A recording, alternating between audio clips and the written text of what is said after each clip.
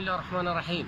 بینرت خوش تبی ایکل آداشت دیت هیو رمضان رب العالمین کرم آخو گر روزی گراد کرد اویش خود تعالی دی آزا کتل آگر جهنمی و کی پیغمبر صلی الله علیه و سلم فرمودا امام احمد ود گرت زار پیغمبر صلی الله علیه و سلم بجیتن ان لله عتقاء وذلك في كل يوم وليله، يعني همین روزا همیشه و طیبت همیشه و رب العالمین هندک عبد خود آزا کرد دیو کیش عبد آزا کرد اوی گل خود واسطینن توبه کا درست کن عمله که صالح و مخلص به خود تعالی تن رب العالمین دیوا آزا کرد. زانی آزا کرن یعنی چه؟ یعنی عفو بین، یعنی دیه عفو کرن جهنمه نان چیه جهنمه اگر تو نچوه جهنمه دی چیه کیره فمن زحزح عن النار و ادخل الجنة فقد فاز. رب العالمین بشت او کسی نچیت جهنمه وان جهنمه بیت آزا کرن و قرطال ببید دی داخلو بحشت بید او بحشت آبخانو برین.